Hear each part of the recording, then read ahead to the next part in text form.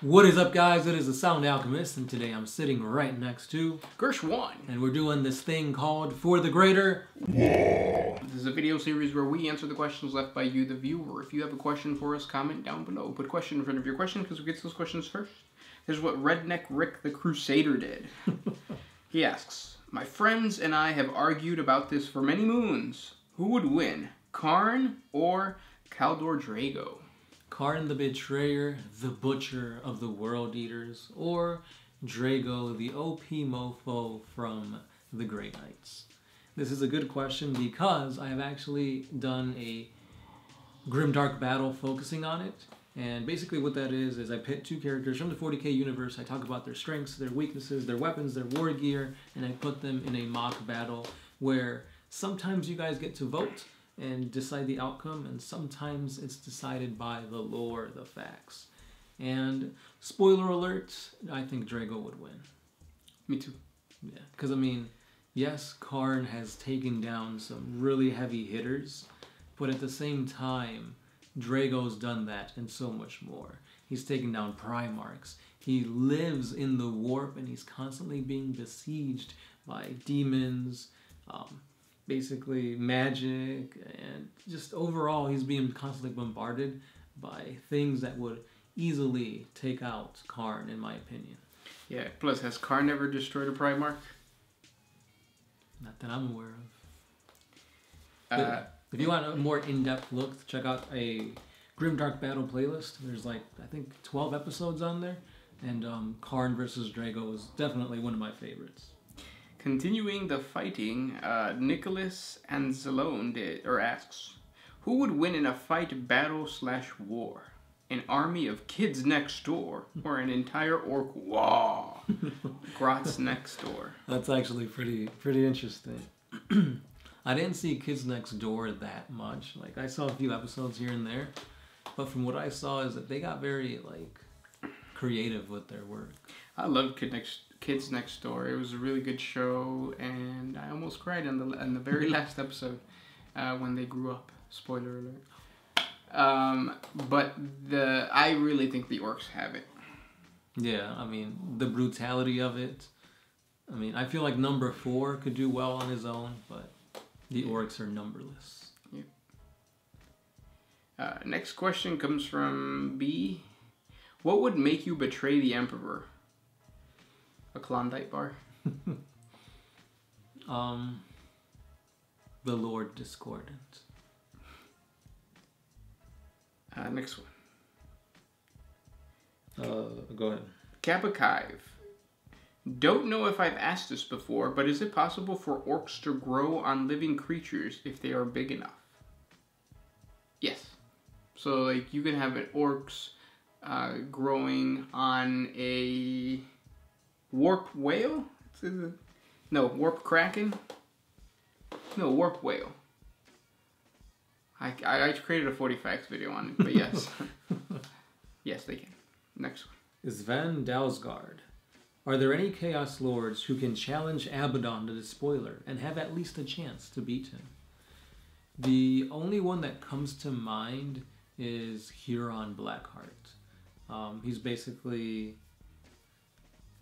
I wouldn't say like the number 2 guy, but he's up there.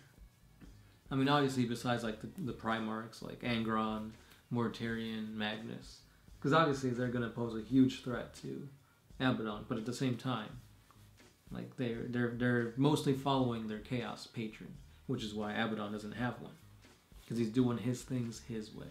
His things his way. His things. Next question comes from Parker Hart. Can you guys do a video on specific times when a normal human has defeated an Astartes in one-on-one combat? Yes, the most famous one I think is not even an Astartes, but it was a Primarch. It was the time that it was somebody in the Imperial Army actually damaged Horus's armor. Now there's speculation that it might have been a Adeptus Custodes, or it might have been a Sisters of Battle, or it might have been Sanguinius, but they created a chink in the armor big enough for the Emperor to take advantage and hurt Horus. So that's a pretty big one. Next question. This one's by Pineapple. Could a person who worships honor and can somehow still end up with a mark of Kharn, but still be a good guy? Kinda, yeah. Yeah, because I mean, Kharn does bless those who are honorable and great fighters. I guess. Yeah. Mm-hmm. That's how a Space Marine chapter might get corrupted. So if you're creating your own lore, that's a perfect twist to throw in there. Dishonest vagina. What happens to the non-biomass material that the Tyranids eat, such as metal armor? Can they digest it or pass it? It like dissolves in their acidic pools. Because basically when they leave the planet, all that's left is just like a hunk of rock. Because it's out of this world. Go crazy. Go stupid. Next question. This one is by Drew Cipher. Question on creating a Warhammer 40K chapter. Does your base color have to remain constant? For example, Ultramarines have a blue base regardless of the company. So should I leave it like that, or can I switch it up? For example, silver red for assault, silver blue for tactical, silver green for heavy weapons. I mean, it's your chapter. You can do whatever you want. But like the Imperial Fist, for example, they have, depending on the company, they have a variety of different like color schemes. Sometimes it's yellow and black, or different varieties of yellow and black. So your arms might be black, and then the body might be yellow.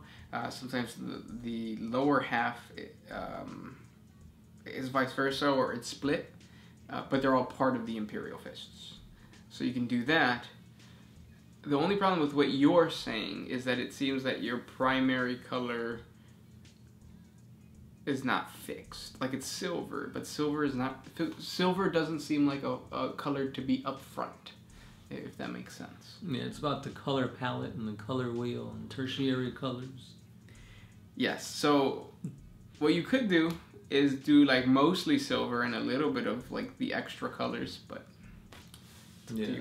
I'd say keep it uniform because it looks better on the tabletop, and then just do like the helmets, the different color. That's a good idea.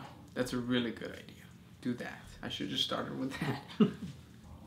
Next question. Florian, are the orcs aware that they were created by the old ones just to battle robots? And are the orcs, if they knew, would they go through like an existential crisis because of that, or do they simply not care? The orcs are the most amazing race in the 40K lore because they don't bother to ask the question of why. So whether they know or they don't know, it doesn't matter to them. In their minds, they just want to clobber the next thing that moves, and that's what makes them so successful. So if they know or they don't know, it doesn't matter.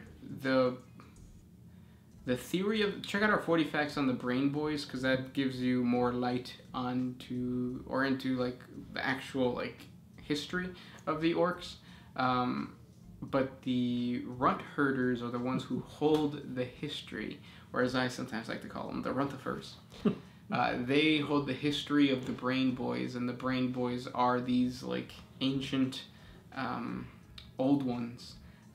So there is some grasp as to their past. It's just that they don't really bother. Yeah, they're more concerned in where's my next fight to go and be at. Yeah. Next question. I don't know how to say this name, but we'll go with a different one. This one's by Tavo Roman. Is it better to cook crack in a microwave or on an open stove? Open stove, windows down, and get really close. Windows down.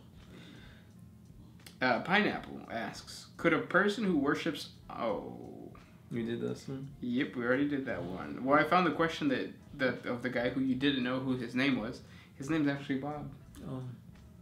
Before people knew the Earth was ellipsidal... Ellipsical? Is that? No. I mean, sure. Was Earth flat due to the warp? Yeah. We'll go with that, sure. Mm-hmm. The pressure of the warp flattened it out. Yeah. Next question. Who would win? Oh, Nicholas and alone. Who would win in a fight, battle, in a war? Oh, we did this one. That's the KMD versus the Orcs. This one's by Swine AC or Swin ABC.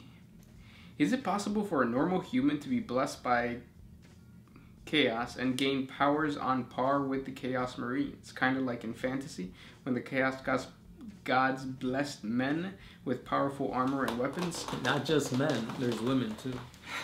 So yeah, so I think what you're asking is, can a regular human be chaos empowered so much that they can take on an Astarte? Yes. Cultists do it.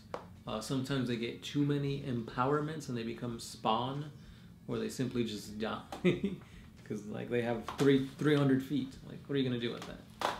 Yeah, but there's certain mutants, like even in the tabletop, a Poxwalker can take on a Space Marine unit and win.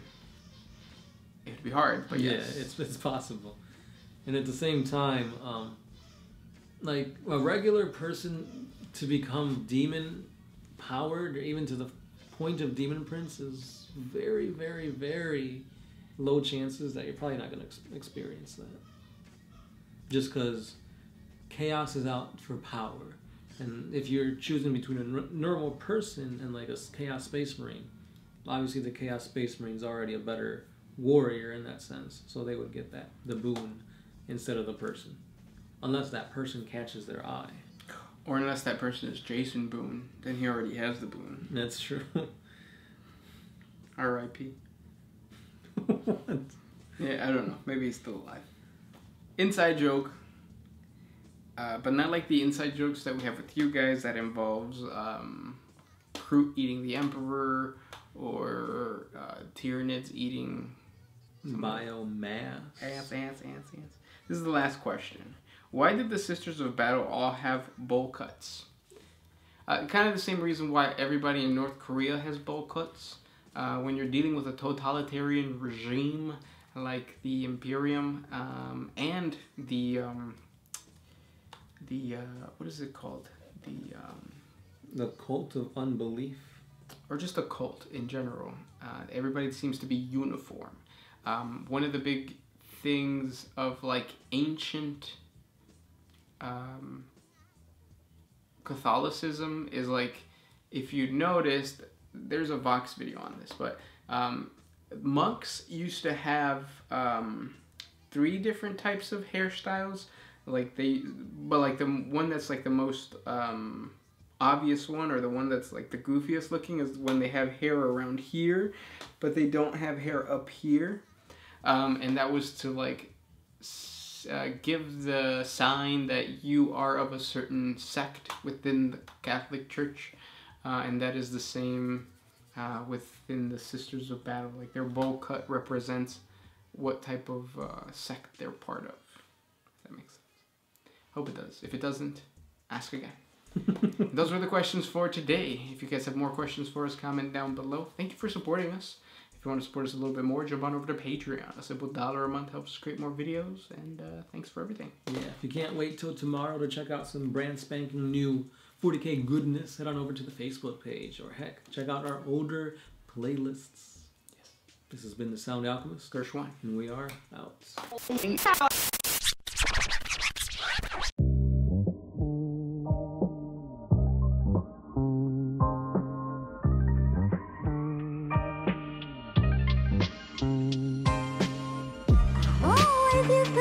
you